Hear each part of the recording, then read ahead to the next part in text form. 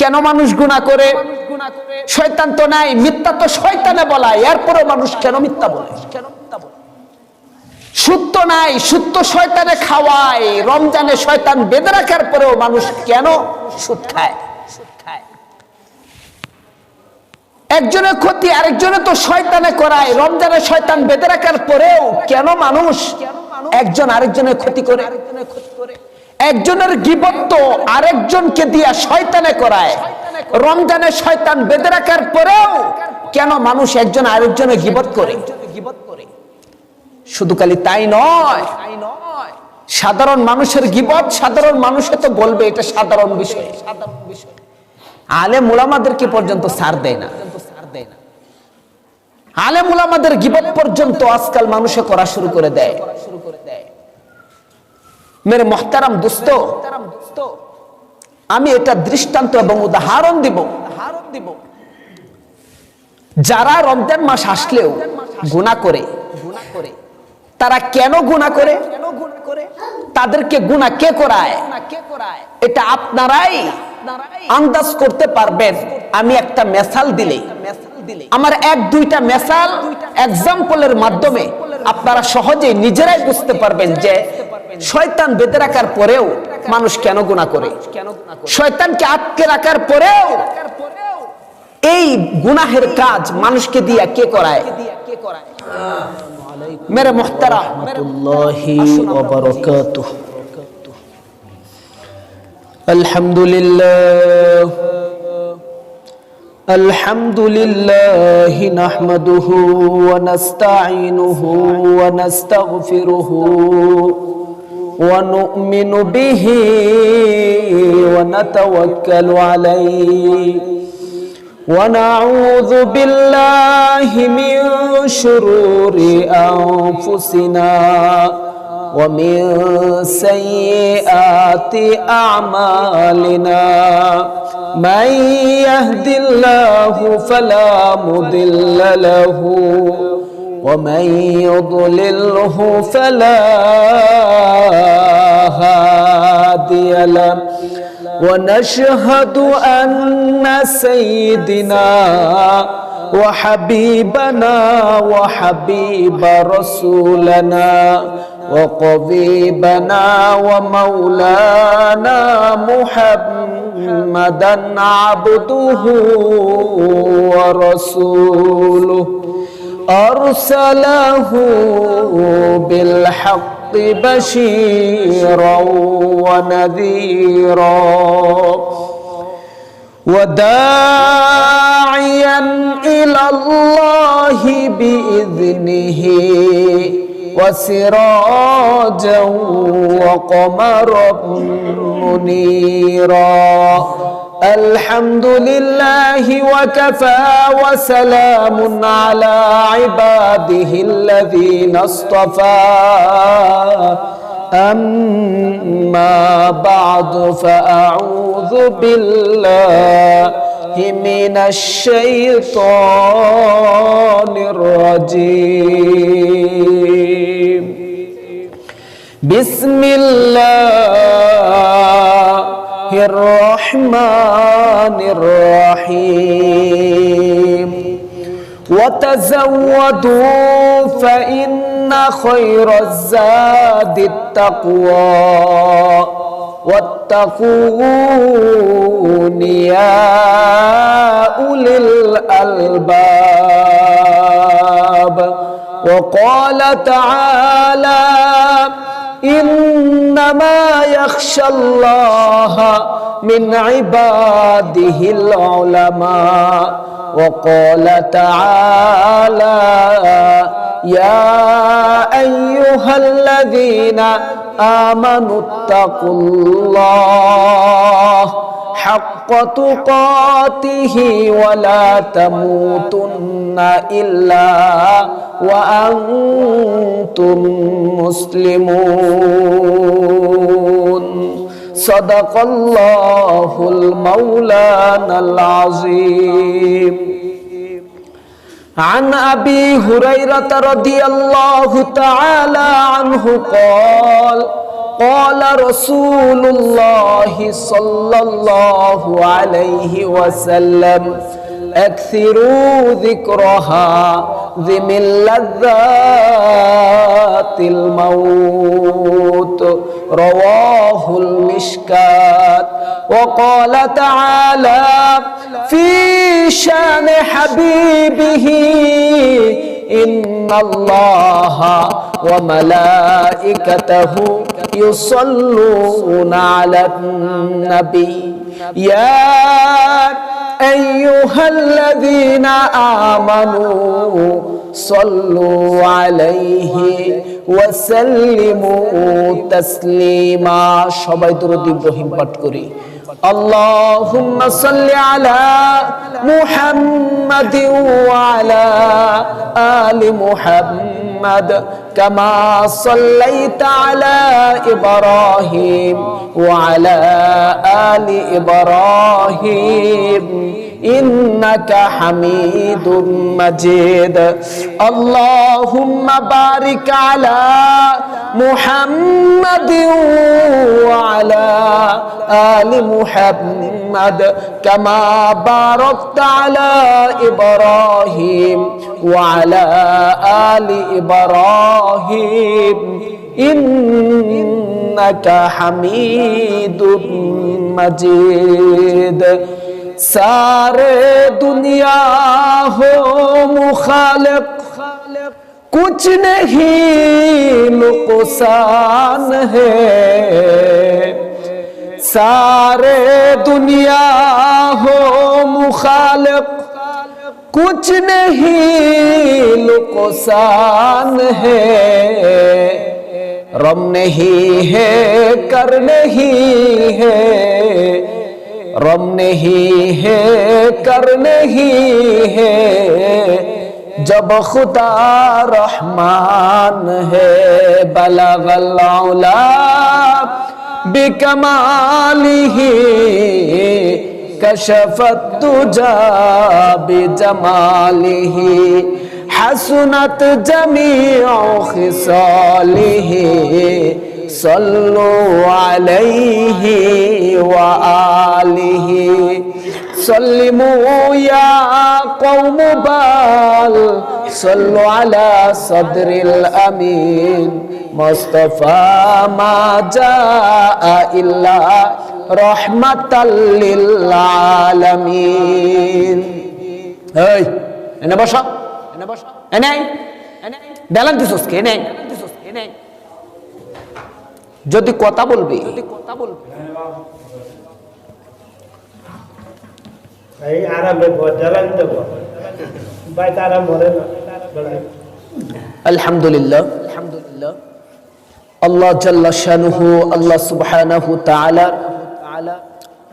অসংখ্য অগণিত শুকরিয়া জ্ঞাপন করছি যে মহান রব্বুল আলামিন পবিত্র মাহে রমজানের জুমার দিনে আল্লাহ পাক রব্বুল আলামিন আমাকে সহ আপনাদেরকে আল্লাহ তাআলার ঘরে মসজিদের ভিতরে জান্নাতের বাগানে আসার বসার কিছু কথা বলা এবং শোনার তৌফিক এনায়েত করেছেন সে মহান রব্বুল আলামিনের দরবারে দিল খুলে প্রাণ খুলে হৃদয় উজাড় করে দিয়ে ভিতরের সবটুকু ভালোবাসা জেরে দিয়ে উচ্চ আওয়াজে শুকরিয়া জ্ঞাপন করি সকলে বলে আলহামদুলিল্লাহ মুহতারাম হাজিরিন আমাদের গ্রামে অনেক মানুষ ছিল সবাইকে আল্লাহ তাআলার ঘরের মেহমান হিসেবে মঞ্জুর করেন নাই যেমন মনে করেন আমাদের অঞ্চলে অনেক সময় মুসলমানের অনুষ্ঠান হয় অনেক সময় বিয়ার অনুষ্ঠান হয় অনেক সময় বিভিন্ন সাংস্কৃতিক অনুষ্ঠান হয়ে থাকে বিভিন্ন ক্রীড়া অনুষ্ঠান হয়ে থাকে আর ওই সমস্ত আয়োজনে ইন্তজামে কর্তৃপক্ষ যাদেরকে দাওয়াত দেয় তারাই হয় ওই সমস্ত আয়োজনের দামি মেহমান, তারাই হয় ওই সমস্ত অনুষ্ঠানের সম্মানিত ব্যক্তি। কারণ অনেক মানুষের ভিতর থেকে যে সমস্ত মানুষদেরকে কর্তৃপক্ষ দাওয়াত করে, কর্তৃপক্ষের হৃদয়ের মানুষ যারা, কর্তৃপক্ষের পরিচিত মানুষ যারা, কর্তৃপক্ষের কাছের মানুষ যারা, কর্তৃপক্ষকে পূর্বে তার মন সন্তুষ্ট করে তার সম্মুখে চলাফেরা করেছে যারা, ওই সমস্ত ব্যক্তিবর্গদেরকে তার অনুষ্ঠানে অ্যাটেন্ড করার জন্য খামের মাধ্যমে দাওয়াত দেওয়া হয়। মেরে মুহতারাম, আল্লাহ পাক রব্বুল আলামিন তার খাস বান্দা যারা, তার মনোনীত বান্দা যারা, দুনিয়ার জমিনে আল্লাহ তাআলার কাছে সবচেয়ে সম্মানিত বান্দা যারা, তাদেরকেই আল্লাহ তাআলা জুমার দিন জুমার নামাজ পড়ানোর জন্য সবার আগে মসজিদে আসার তৌফিক দান করেন। আর যারা আল্লাহ তাআলার মনোনীত না, আল্লাহ তাআলার কাছে পছন্দনীয় না, আল্লাহ তাআলার কাছে সম্মানিত ব্যক্তিবর্গ না, ওই সমস্ত ব্যক্তিরাই মসজিদে আসার তৌফিক পায় না। এই জন্য আল্লাহ পাক রব্বুল আলামিন আমাদেরকে আল্লাহ তাআলার ঘরের মেহমান, কারণ এই ঘরের মেহমান হওয়া সহজ বিষয় না, কারণ এটাকে বলা হয়েছে জান্নাতের বাগান। আর জান্নাতের বাগানে কিংবা জান্নাতের ভিতরে কোনো মানুষ গুনাহ নিয়ে প্রবেশ করতে পারে না। এখন প্রশ্ন হলো, যে বাগানে মানুষ গুনাহ নিয়ে প্রবেশ করতে পারে না, ওই বাগানে গুনাহগাররা কি করে ঢুকে, কি করে প্রবেশ করে? কারণ আমরা তো জানি যে লোকটা আমার সাথে মসজিদে আসছে, ওই লোকটারও গুনাহের কাজ বহু রয়েছে। যেই লোকটা কিছুক্ষণ পরে আসবে, সেই লোকটাও অনেক অনেক গুনার সাথে জর্জরিত। এরপরেও ওই ব্যক্তিটা কি করে জান্নাতের বাগানে প্রবেশ করে? আচ্ছা, তাহলে কি মসজিদ জান্নাত বাগান, জান্নাতের বাগান নয়? না, মসজিদ অবশ্যই জান্নাতের বাগান।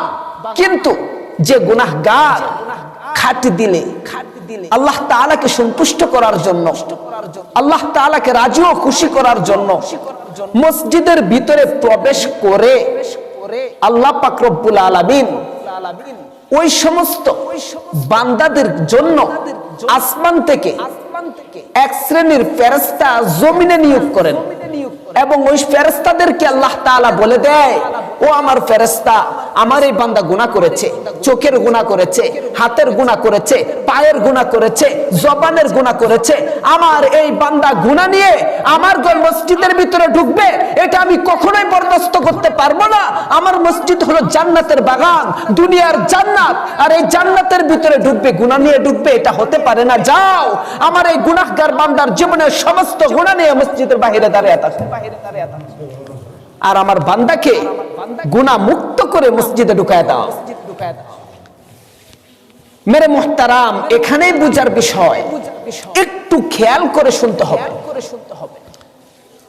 বান্দা যখন মসজিদের ভিতরে প্রবেশ করে, তার জীবনের সমস্ত গুনাহ নিয়ে বাহিরে দাঁড়িয়ে থাকে কে? ফেরেশতা। আর এই ফেরেশতা আল্লাহ পাক রব্বুল আলামিনের কাছে দোয়া করতে থাকে যে, মালিক, বান্দার গুনাহ এত ভারী, যেটা বহন করা আমার জন্য কষ্টকর হয়ে দাঁড়িয়েছে, হয়তো তোমার এই বান্দাকে মসজিদ থেকে বের করে দাও। তোমার বান্দার কাছে তার গুনাহ আমি দিয়ে আমি তোমার কাছে আসমানে চলে আসি, আর নয়তো আমাকে বলে দাও, আমি তোমার বান্দার জীবনের সমস্ত গুনাহ জমিনে দাফন করে ওই বান্দাকে বেগুনাহ মাসুম বানিয়ে আমি আসমানে চলে আসি। আল্লাহ পাক রব্বুল আলামিন তখন তাকিয়ে দেখেন যে আমার বান্দা যে মসজিদের ভিতরে গেল, যায় আমার বান্দা মসজিদের ভিতরে করে কি। এখন আপনারাই বলতে পারেন যে মসজিদের ভিতরে আয়সা তো ইবাদতই করে, এটা তো ইবাদতের জায়গা, তাহলে আল্লাহ তাআলা করে কি এটা দেখার দরকার কি? আল্লাহ তাআলা তো বলেই দিতে পারে যে হ্যাঁ তার জীবনের সমস্ত গুনাহ জমিনে দাফন করে দাও, এটা আল্লাহ তাআলা বলে নাই। না বলে আল্লাহ তাআলা বলেন কি যে ফেরেশতা দাঁড়াও, আমি দেখি আমার বান্দা মসজিদের ভিতরে করে কি। আমরা মসজিদের ভিতরে যা করি আল্লাহ তাআলা তাই দেখেন। আমরা মসজিদে এসে আল্লাহ তাআলার গোলামি করি, আমরা মসজিদে এসে আল্লাহ তাআলার গোলামি করি, নাফরমানি করে সব কিছু দেখে একজন তিনি কে? আল্লাহ।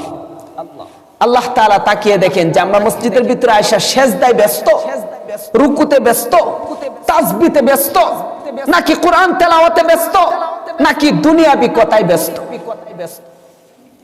কারণ শয়তান রমজান মাসে নাই, এটা আপনারা জানেন। শয়তানকে আল্লাহ তাআলা জিনজির লাগায়া সমুদ্রের মাঝখানে বাইন্ধা রাখছে, কিন্তু এরপরেও যখন একটা ফ্যানের সুইচ দেওয়া হয়, এই ফ্যানটা অনেক স্পিডে ঘুরে, ঠিক না? আর যখন মানুষের শরীর শীতল হয়ে যায়, ঠান্ডা হয়ে যায়, শরীরের ভিতরে স্নিগ্ধতা আসে, তখনই তো আমরা ফ্যানের সুইচটা কি করি? অফ করে দেই। আচ্ছা, অফ করে দেওয়ার সাথে সাথে কি ফ্যান কি বন্ধ হয়ে যায়, নাকি এরপরও কিছুক্ষণ ঘুরে? কেন ঘুরে জানেন? এতক্ষণ এই ফ্যানের কালেকশন ছিল সুইচের সাথে, এই ফ্যানের সম্পর্ক ছিল কার সাথে? সুইচের সাথে। এই ফ্যানের লাইন গার্ড ছিল সুইচের সাথে, তার নেগেটিভ এবং পজিটিভ দুটোটার দিকেই এই সুইচের সাথে কি সম্পর্ক। দীর্ঘক্ষণ তার সাথে একটা সম্পর্ক স্থাপন করার পরে যখন এই সুইচটা ফ্যান থেকে আলাদা করে দেওয়া হয় সুইচ অফের মাধ্যমে, এর পরেও ফ্যানটা ঘুরতে থাকে, কারণ এতক্ষণ কি সুইচের সাথে একটা সংযোগ ছিল, সম্পর্ক ছিল। আর সম্পর্ক থাকলেই কেন তার খাসলত ভিতরে আসে, এটা আরেকটা এক্সাম্পলের মাধ্যমে আরো সহজে বুঝতে পারবেন। আমরা অনেক সময় চুম্বক দেখি, কিংবা ছোটবেলায় চুম্বক দিয়ে আমরা খেলাধুলা করছি। এখন আমাদের বাচ্চারা চুম্বক দিয়ে খেলাধুলা করার চেষ্টা করে, অনেক সময় বলে যে আমাকে চুম্বক এনে দাও। আর বাচ্চাদের অভ্যাস, এক বাচ্চা যেটা দিয়ে খেলে আর এই খেলনাটা যে বাচ্চা দেখবে সে বাচ্চাও এই খেলনার জন্য পাগল হবে, এটা বাচ্চাদের খাসলত। এখন কথা হলো, দেখবেন একটা চুম্বক, এটা সম্পর্ক হলো টিনের সাথে, সিলভার কোন পণ্যের সাথে। দেখবেন এই চুম্বকটা সিলভার যুক্ত একটা ব্লেড, সাধারণ ব্লেড। এই ব্লেডের সাথে যদি আপনি 5 মিনিট ঘষেন, 5 মিনিট একটা ব্লেডের সাথে একটা চুম্বক ঘষাঘষি করলে 5 মিনিট পর এই ব্লেড থেকে যদি চুম্বকটা সরায় দেওয়া হয়, শুধু এই ব্লেডটাই আরেকটা টিগের সাথে লাগায় দেওয়া হয়, তাহলে এই চুম্বকের গুণাবলী, চুম্বকের ধীরতা, চুম্বকের আকর্ষণ, চুম্বকের খাসলত, সহবত এই ব্লেডে এমন ভাবে পাবে, এই ব্লেডটাই চুম্বকে পরিণত হয়ে চুম্বক হয়ে আরেকটা টিঙের সাথে এই ব্লেডটা ছাপ মারে লেগে যাবে। কেন? যে কিছুক্ষণ এই ব্লেডের সাথে চুম্বকের একটা কি ছিল? সম্পর্ক ছিল। সম্পর্ক থাকার কারণে এই ব্লেডটাও চুম্বকে পরিণত হয়ে গেছে। আবার এই ঘটনা বলার পরে বাচ্চাদেরকে আপনারা বাড়িতে যায় খুব সাবধানে রাখবেন। বাজিতপুরে এই এক্সাম্পল রমজান মাসে দেওয়ার পরে আমার একটা ছাত্র ছিল, নাম ছিল হুজাইফা, মক্তবের ছাত্র।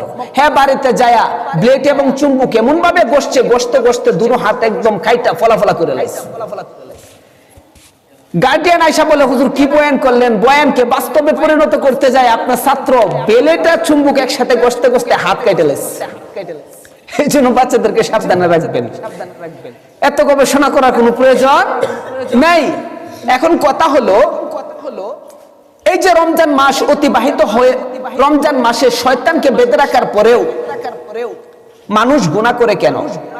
11 মাস যারা শয়তানের সাথে সুসম্পর্ক রেখেছে, 11 মাস যারা শয়তানের সংস্পর্শে থেকে মানুষের উপরে তুহমত করেছে, মানুষের উপরে গীবত করেছে, নেক কাজে আগে বাড়ে নাই, অসৎ কাজে সর্বদাই সবার আগে অবস্থান নিয়েছে, ওই সমস্ত মানুষগুলো 11 মাস অতিবাহিত হওয়ার পরে শয়তানকে সমুদ্রের মাঝখানে জিনজির লাগায়া বেঁধে রাখার পরেও ওই সমস্ত মানুষ অসৎ কাজ বেশি করে, কারণ শয়তানের সাথে থাকতে থাকতে তারা নিজেরাই শয়তানে পরিণত হয়েছে। যেমন সুইচ তার কালেকশন, ফ্যানের কালেকশন সুইচের সাথে থাকার কারণে সুইচ অফ করার পরেও ফ্যানটা কিছুক্ষণ ঘুরে, ঠিক সেই রকম 11 মাস যারা শয়তানের সাথে সুসম্পর্ক রেখেছে, রমজান মাসের শুরুতে শয়তান বেঁধে রাখার পরেও 1 মাস শয়তান ছাড়াই সে শয়তানের মতো ঘুরে, শয়তান ছাড়াই 1টা মাস সে শয়তানের মতো ঘুরে। তার শয়তানের গতি ভিতর থেকে যাইতে যাইতে 1 মাস সময় লাগে, আর 1 মাসে শয়তানের গতি ভিতর থেকে যাইতে যাইতে আল্লাহ তাআলা মিন শয়তানকে আবার তার কাছে শাওয়ালের শুরুতেই পাঠায় দেয়। মেরে মুহতারাম দোস্ত, এখানে বুঝার বিষয় হলো আমাদের সম্পর্ক রাখতে হবে সৎ লোকের সঙ্গে, আমাদের সম্পর্ক রাখতে হবে আলেম উলামাদের সঙ্গে, আমাদের সম্পর্ক রাখতে হবে দিনদার ইমানদার মুত্তাকিদের সঙ্গে। যদি রাখতে পারি তাহলে আল্লাহ পাক রব্বুল আলামিন আমাদের প্রতি সন্তুষ্ট থাকবেন। আর যদি রাখতে না পারি তাহলে শয়তান বেঁধে রাখার পরেও নিজেরাই শয়তান হয়ে কি ঘুরবো। এটা বিশ্বাস করলেও বাস্তবতা, বিশ্বাস না করলেও বাস্তবতা। কেউ বিশ্বাস করলেও কিছু যায় আসে না, বিশ্বাস না করলেও কিছু যায় আসে না।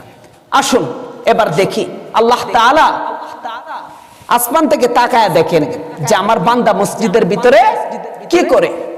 মসজিদের ভিতরে কি কথা নিয়ে ব্যস্ত, দুনিয়া নিয়ে ব্যস্ত, মিথ্যা নিয়ে ব্যস্ত, দুনিয়ার ব্যবসা নিয়ে ব্যস্ত, ক্ষেত খামার নিয়ে ব্যস্ত, না আরেকজনের গীবত তুহমত নিয়ে ব্যস্ত, নাকি আমার জিকিরে ব্যস্ত, নাকি কোরআন তেলাওয়াতে ব্যস্ত, নাকি আমার এই বান্দা, আমার নেককার বান্দা আমার কুদরতি পায়ে সেজদায় লুটে পড়তে বাধ্য।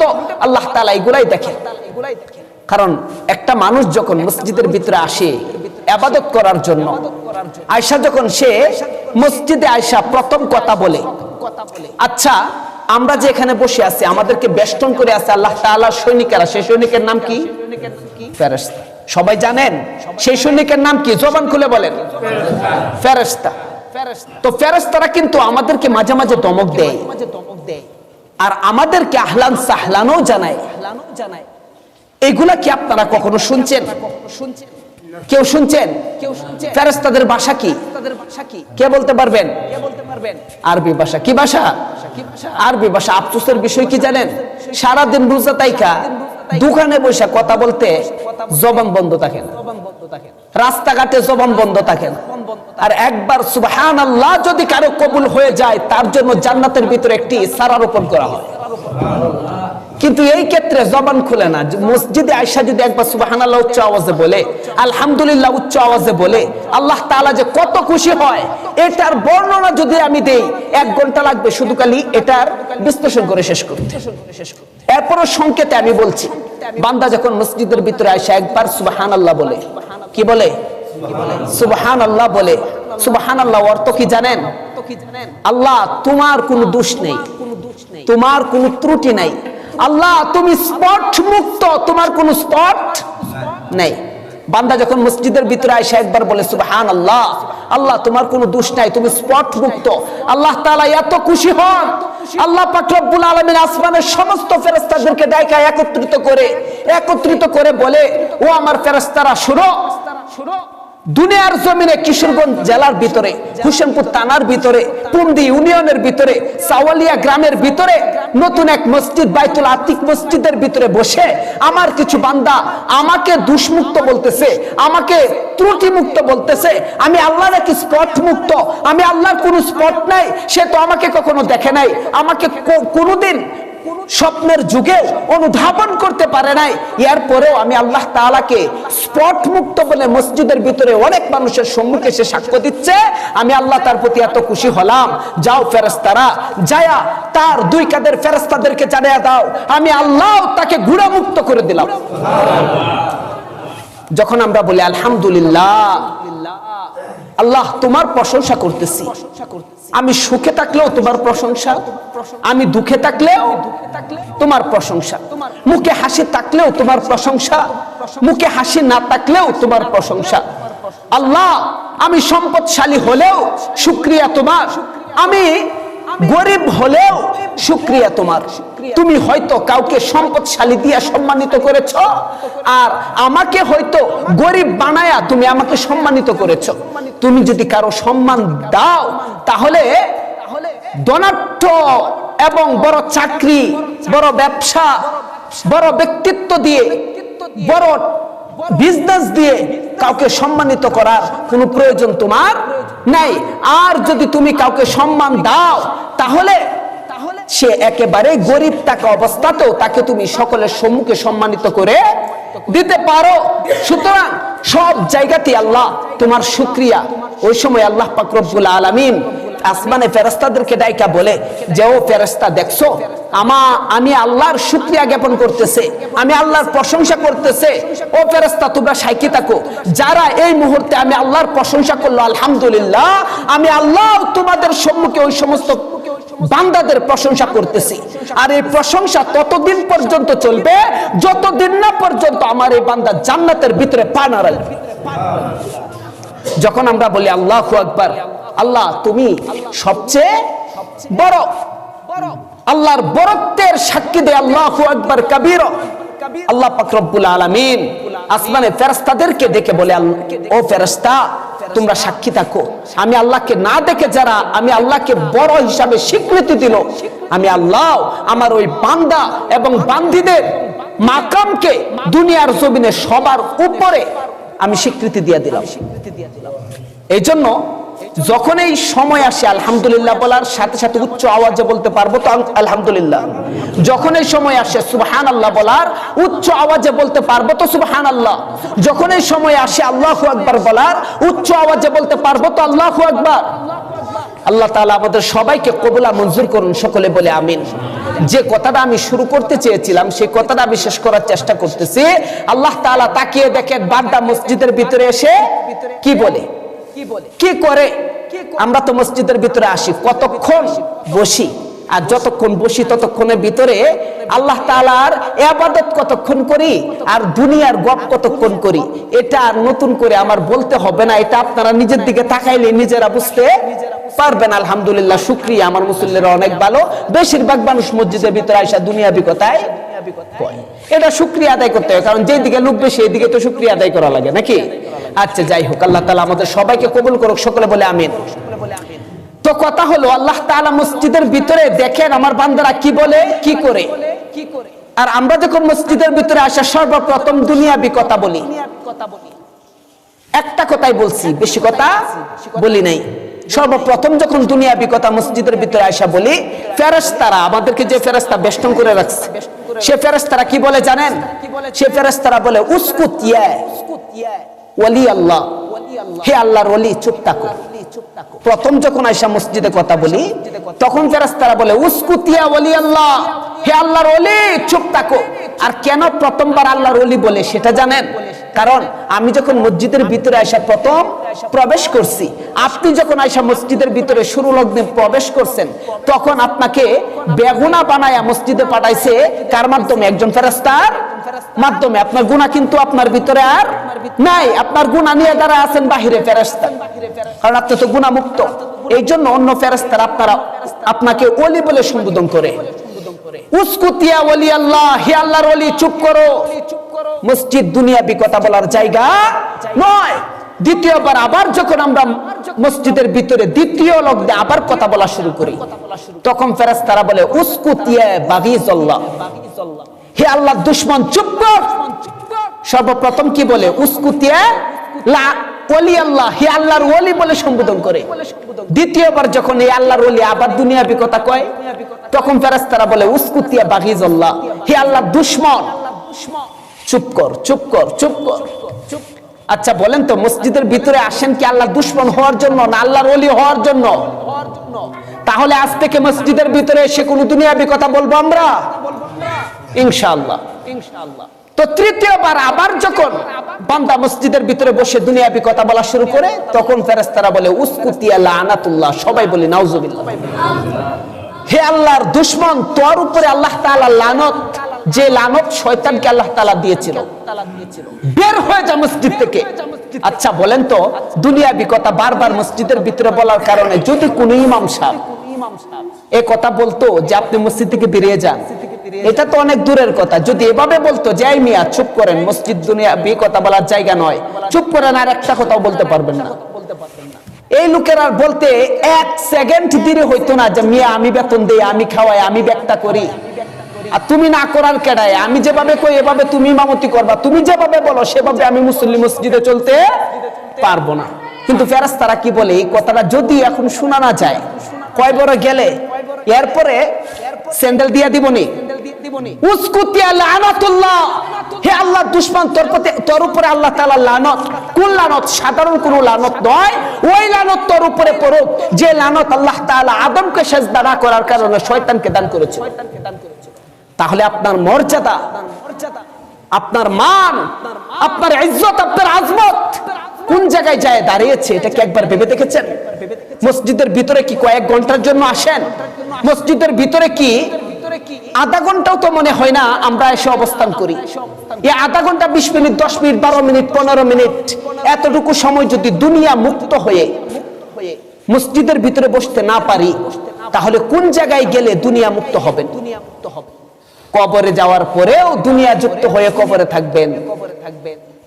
অথচ মসজিদের ভিতরে আইসা দুনিয়া নিয়েই মসজিদের ভিতরে প্রবেশ করা হয়। এই জন্য দুনিয়া মুক্ত হয়ে মসজিদের ভিতরে আসার চেষ্টা করবেন। আমার সংক্ষিপ্ত আলোচনা এখানেই শেষ করব, তবে তার আগে বলতে চাই, আল্লাহ তাআলা কুরআনুল কারীমে বলেছেন ইন্নামা ইয়াখশাল্লাহা মিন ইবাদিহিল উলামা। আল্লাহ তাআলা কুরআনুল কারীমে বলেন যে আসমানের নিচে জমিনের উপরে আমি আল্লাহকে যদি সবচেয়ে বেশি ভয় কেউ করে, ইন্না নিশ্চয় উলামা, আমার উলামারা করে। উলামা বুঝছেন তো? আলেম উলামারা। একজন আলেম উলামা যদি সবচেয়ে নিকৃষ্ট হয় সমাজে, অর্থাৎ আমরা সবাই জানি সে এক সময় আলেম হয়েছিল, মাদ্রাসায় পড়ছিল, এখন গুনাহগার হয়ে গেছে, জালেম হয়ে গেছে। এরপরও জালেম হওয়ার পরেও তার ভিতরে আল্লাহ তাআলা ভয় যতটুকু না থাকবে, গায়রে আলেম যারা তাদের ভিতরে এর 100% 1 ভাগ ভয় আল্লাহ তাআলার নেই। আর আলেম উলামাদের সম্পর্কে আল্লাহ তাআলা কুরআনুল কারীমে বলেছেন ইন্নামা ইয়াখশাল্লাহা মিন ইবাদিহিল উলামা। কুরআন কি মিথ্যা? কথা বলে না, কুরআন মিথ্যা? তাহলে কুরআনে যে আলেম উলামাদের সম্মান, মাকাম আল্লাহ তাআলা আকাশচুম্বী করে দিয়েছেন, সেই মাকামে যদি কেউ ধরে টান দিতে চায়, তাহলে সে কি মানুষ না অমানুষ?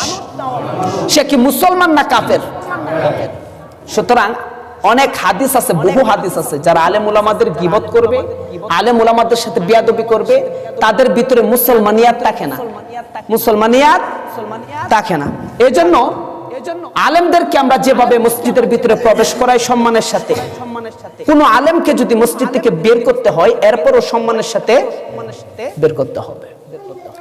আলেম উলামাদের আজবত মহব্বত যতটুকু প্রয়োজন 100% দেওয়ার চেষ্টা করবেন। কারণ আল্লাহ তাআলা কুরআনে যা বলেছেন তা মিথ্যা হতে পারে না। তা সামাজিক হোক, রাষ্ট্রীয় হোক, পারিবারিক হোক, ব্যক্তিগত হোক, যে বিষয়টা আল্লাহ তাআলা কুরআনে উল্লেখ করেছেন সেটাই আমাদের বাস্তবায়ন করার চেষ্টা থাকতে হবে। যদি বাস্তবায়ন করার চেষ্টা না থাকে, তাহলে আমরা অন্যদিকে দাপিত হব।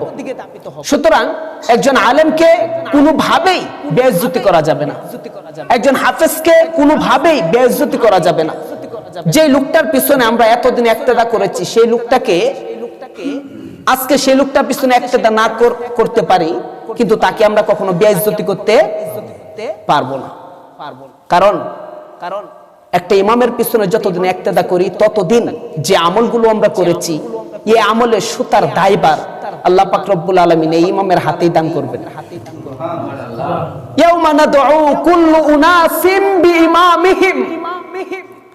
সূরা বনী ইসরাঈল আল্লাহ পাক রব্বুল আলামিন বলেন, কিয়ামতের ময়দানে আমি প্রত্যেকটা মানুষের হিসাব নিকাশ নিব তার ইমামের মাধ্যমে। কার মাধ্যমে? ইমামের মাধ্যমে। অর্থাৎ ইমামকে সর্বপ্রথম জিজ্ঞাসাবাদ করা হবে। আর ইমাম যদি সঠিক থাকে, এটার বিশ্লেষণ অনেক দিকে যায়। এটা বিশ্লেষণ যায় আমার মেম্বারের দিকে, আমার মসজিদের ইমামের দিকে, চেয়ারম্যানের দিকে, উপজেলা চেয়ারম্যানের দিকে, জেলা পর্যায়ের আসন সংসদ নেতাদের দিকে, রাষ্ট্রীয় পর্যায়ে যারা আছে প্রধানমন্ত্রী তার দিকেও এটা ইঙ্গিত যায়। এটা বিশ্লেষণ করলে আপনার মাথা গরম হয়ে যাবে।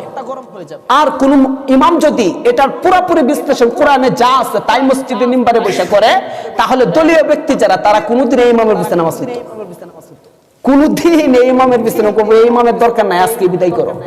এত কঠোর ভাবে নেতা নেত্রী সম্পর্কে আল্লাহ পাক রব্বুল আলামিন কথা বলেছেন। এজন্য ইমাম যারা পূর্বে ছিল তাদেরকেও সম্মান করতে হবে, যেভাবে সম্মান করার সেভাবেই সম্মান করতে হবে, তাদেরকে যেভাবে আজবত করার সেভাবে আজবত করতে হবে। যদি মাঝে মাঝে পাওয়া অবস্থাতেও যেভাবে আজমত করার সেভাবে আজমত তাদেরকে করতে হবে। আর সবচেয়ে বড় কথা হলো আল্লাহ তাআলা দুই শ্রেণীর মানুষ রাখছেন।